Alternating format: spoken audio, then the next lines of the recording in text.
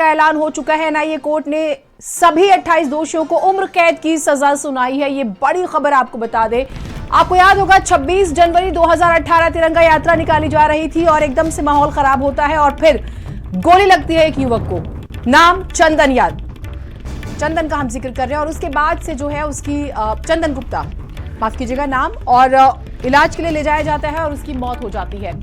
49 से ज्यादा लोगों को गिरफ्तार किया गया, लंबी जांच प्रक्रिया चली और उसके बाद कल इन लोगों को दोषी करार दिया गया था, 28 लोगों को, और 2 के बारे में कहा गया था कि सबूतों के अभाव में छोड़ दिया गया, तो 2 लोग बरी हो गए थे और अब इन्हें उम्र कैद की सजा सुनाई गई है। तो ये कहा जा सकता है कि चंदन गुप्ता को इंसाफ मिला है। परिवार की प्रतिक्रिया भी आएगी इस मामले में। इन्वेस्टिगेशन के बीच में क्या क्या और बातें सामने आई वो भी कई पहलू रहेंगे, लेकिन फिलहाल जो बड़ी खबर आ रही है वो ये कि चंदन के परिवार को जरूर इंसाफ मिला है। बेशक चंदन हमारे बीच में नहीं है, चंदन गुप्ता का हम जिक्र कर रहे हैं। 2018 का मामला है, 26 जनवरी तिरंगा यात्रा निकाली गई थी और एकदम से माहौल खराब जो है वो हो गया था। और जो जानकारी आ रही है वो ये कि इस पूरे हत्याकांड मामले में, क्योंकि बहुत ज़्यादा ब्लीडिंग हो गई थी, जब अस्पताल ले जाया गया और कोशिश हुई हर तरह से बचाने की, लेकिन डॉक्टरों ने मृत घोषित कर दिया गया था। चंदन गुप्ता घोषित कर दिया था। क्या हुआ सर, आप अपना परिचय बताइए। मैं मनोज त्रिपाठी, जिला शासकीय अधिवक्ता हूँ लखनऊ का। जी जी, मैं सरकार का वकील हूँ। अच्छा जी। क्या है मामला सर, क्या आया निकल के? मामला, सबको आजीवन कारावास की सजा दी गई है और तिरंगे के अपमान में 3 वर्ष की सजा है सभी को जी। और सबको जो है कॉमन सजाएं दी गई हैं। मैक्सिमम पनिशमेंट जो है वो आजीवन कारावास है। सलीम को क्या दिया, जो मुख्य अभियुक्त जिसको कहा गया था उसने गोली मारी, उसको भी आजीवन कारावास का सजा है और कठोर कारावास है। ये क्या होता है सर? कठोर में उससे काम लिया जाएगा और काम लिया जाएगा। हाँ, साश्रम सभी लोगों को दिया गया है। और जो पीड़ित पक्षों के लिए डीएलएसए के लिए लिखा गया है और जो 2 लोग बचे हैं उनके लिए जो है अभी हम लोग निर्णय आ जाए उसको अभी पढ़ेंगे और उसके बाद जो है इस पर अपील करेगी शासन। सर, ये आरोपी के जो परिजन है क्या वो हाईकोर्ट वगैरह में भी जाएंगे सजा के खिलाफ? परिजनों के बारे में तो हम नहीं बता सकते, शासन जाएगा, अभियोजन जाएगा। एक तो अजरुद्दीन है, एक नाम और कोई और, क्या एक नाम कोई और है। 2 लोग हैं। क्या सर क्या सुनवाई रही आज कोर्ट में, किस तरह से, कैसे इस पे? कुछ नहीं, केवल सेंटेंस पे जो सुना गया। हम लोगों ने मृत्युदंड की डिमांड की, लेकिन उधर से आजीवन कारावास जो है घोषित किया गया। ठीक है। हम लोग राष्ट्रीय झंडे के अपमान पे जो 0 टॉलरेंस की नीति है उस पे हम लोग काम कर रहे हैं और आगे भी करते रहेंगे। और अभियोजन पक्ष पीड़ित परिवार के साथ खड़ा हुआ है और हर स्तर पे उनकी मदद कर रहा है। की तरफ से कोई सर जो है पॉइंट रखे गए थे बचाव? उन लोगों ने ये कहा था कि जो बीमार हैं उनको जो है कुछ सजा कम से कम दी जाए, बस ये डिमांड की गई थी, बाकी कोई खास नहीं था। सभी को उम्र कैद सुनाई गई? सभी को आजीवन कारावास। ऊपर की अदालत में आप लोग क्यों जा रहे हैं? 2 लोग जो छोड़े गए हैं उनके विरुद्ध जो है हम लोग जाएंगे। जाएंगे आगे। मनोज कुमार त्रिपाठी, जिला शासकीय अधिवक्ता लखनऊ। हाँ।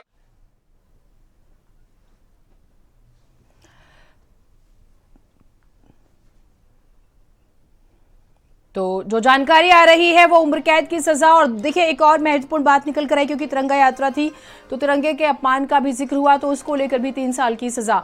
अक्षय पालीवाल हमारे साथ, हमारे सहयोगी जुड़े हुए हैं, उनसे और डिटेल लेते हैं। अक्षय, क्या सबकी नजर टिकी हुई थी, कल तो दोषी करार दिया गया था और सजा क्या होगी? उम्र कैद, जरा बताइएगा आज हुआ क्या क्या? जिस तरीके से 26 जनवरी 2018 को ये घटना घटती है तो उसके बाद से लगातार ये परिवार न्याय की उम्मीद लगाए बैठा हुआ था। लखनऊ से लेकर दिल्ली तक के तमाम दरवाजे खटखटाए थे, लेकिन न्याय पाने में ऐसे देर हो रही थी और उम्मीद थी कि कभी ना कभी तो न्याय मिलेगा। इस उम्मीद में वो लखनऊ से दिल्ली तक भटक रहा था। लेकिन कल जिस तरीके से ये फैसला आता है एनआईए की स्पेशल कोर्ट में, तो उसके बाद परिवार की एक किरण जगती है। तो वहीं आपको बताते कि इस मामले को 6 साल 11 महीने जरूर बीत गए, लेकिन परिवार ने न्याय की उम्मीद नहीं छोड़ी और पूरा प्रयास किया। इसमें 28 लोगों को दोषी करार दिया गया, 30 लोग चिन्हित थे, 2 लोग बरी कर दिए गए।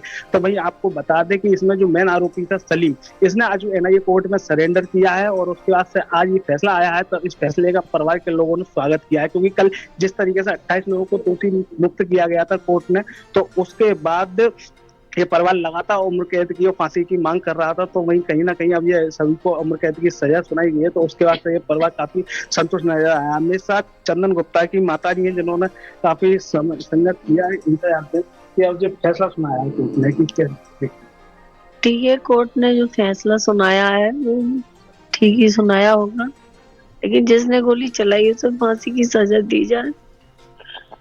मैं उससे थोड़ी सी असंतुष्ट हूँ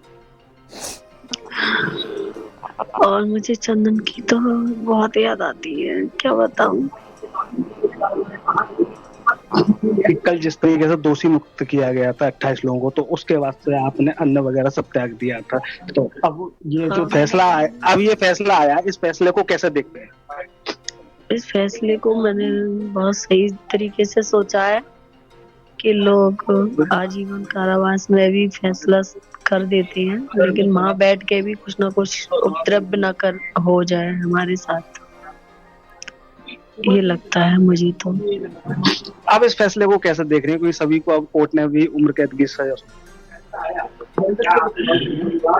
अब बिल्कुल है उनका साफ तौर पर कहीं ना कहीं जो है न्यायालय ठीक है, सजा दी है उम्र कैद की, तो उम्र कैद में ही रहे, लगभग 7 साल की बाहर निकल के कुछ उपद्रव न मचाएं हमारे खिलाफ। हमें बहुत डर सा लगा रहता है इस चीज का। समाज ने मेरे एक ही बेटा रह गया है, बताने की कोशिश बेटी है एक। जब बच्चे चले ही गए तो, लेकिन उनका कहना था कि अक्षय बेटी की पूछिए अभी कि शादी क्यों नहीं उन्हें डर हुई। लग रहा है कि ये और साजिश कर सकते हैं, उम्र कैद की सजा है लेकिन इन्हें राहत मिल सकती है। पूछिएगा जरा एक बार कि लोग सोचते हैं हमें सजा हुई है तो हम कुछ न कुछ करें, ऐसा लग रहा है मतलब ये मुझे। बताइए कि 7 साल की न्यायिक, हालांकि एक समय जरूर लगा था, उसके बाद से परिवार को एक न्याय की उम्मीद थी, तो उसके बाद से जब समय लगाया तो माँ काफी भावुक है, आंखों से आंसू है, क्योंकि जिस तरीके से उन्होंने 7 साल पहले एक बेटा खोया था अपना, तो उसके बाद से स्थिति ये बनी है ये फैसला आया है। इस फैसले पर माँ काफी भावुक हैं और बात करने की कोशिश करेंगे इनके पिताजी सुशील गुप्ता जी से भी कि ये एक लंबी लड़ाई थी, किस तरीके से देखते हैं, क्योंकि पिताजी सुशील गुप्ता भी हैं यहाँ पे मेरे साथ, अभी थोड़ी देर में जुड़ेंगे। क्योंकि 26 जनवरी को जिस तरीके से फैसला आता है, वो गोलीबारी होती है, हिंसा होती है खासकर में 26 जनवरी 2018 में, तो उसमें चंदन गुप्ता गोली से मर जाता है। उसके बाद से यह परिवार लगातार न्याय की उम्मीद में था और बेटे को न्याय पाने के लिए हर दम प्रयास कर रहा था। तो वहीं कल जो दोषी करार दिए गए आपके पास आएंगे चंदन तो हमारे बीच नहीं है, उनके पिता जुड़ेंगे। और ये बात सही है कि जब कानूनी लड़ाइयाँ होती हैं तो परिवार जो है वो बहुत स्ट्रगल करता है, हर दिन मरता है। और आप सोचें कि न्यायालय की प्रक्रिया इतनी आसान होती है तो ऐसा नहीं होता, चप्पलें घिस जाया करती हैं इंसाफ के लिए। अनूप भी हमारे साथ हैं, उनसे भी एक बार बातचीत करते हैं और आपके पास भी आएंगे और डिटेल लेकर।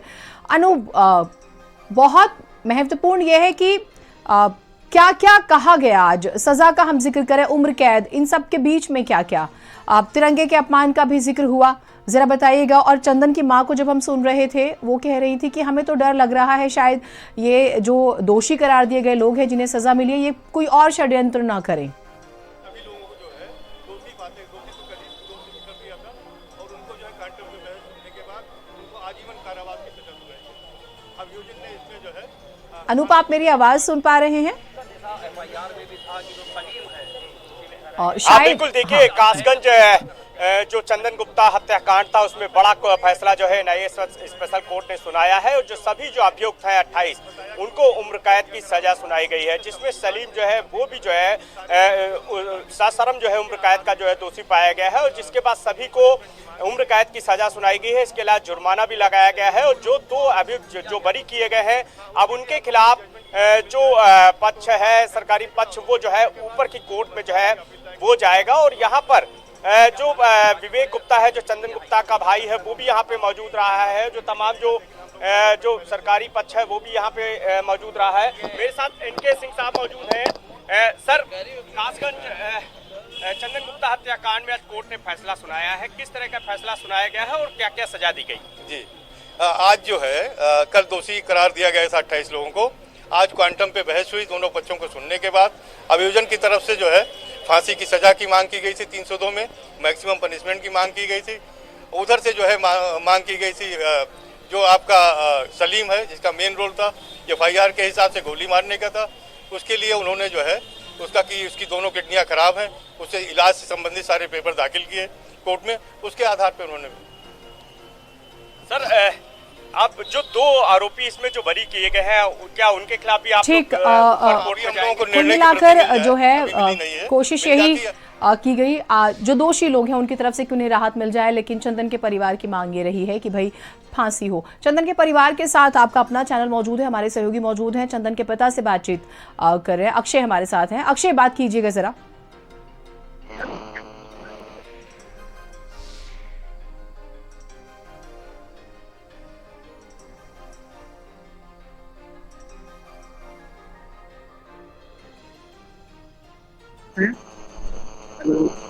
हेलो। हाँ अक्षय, बात कीजिएगा। चंदन के पिताजी सुशील गुप्ता जी मेरे साथ हैं। तो जानते हैं कि आज जो फैसला आया किस तरीके से देखते हैं इस फैसले को? फैसला स्वागत योग्य है और जो भी जजमेंट आया है न्यायपालिका का हम उसका सम्मान करते हैं और न्यायपालिका का हम धन्यवाद देते हैं कि हमारे बेटे को न्याय मिला, हमको न्याय मिला। एक लंबी लड़ाई लड़ी थी, 6 साल 11 महीने बीत गए। 26 जनवरी 2018 की घटना रही थी। किस तरीके का संघर्ष किया? संघर्ष तो बहुत किया, पग पर हमको बताया, तरह के परेशानियां भी झेली, लेकिन न्याय की जीत हुई। आज हम बहुत संतुष्ट हैं। 28 लोगों को आजीवन कारावास सुनाया गया है, उम्र कैद की सजा सुनाई गई है। किस तरीके से इस पर मानते हैं कि न्यायालय पर किस तरीके जो भी न्यायालय ने फैसला दिया है वो स्वागत योग्य है, उस पर हम क्या कह सकते हैं। हालांकि ये चंदन गुप्ता के पिता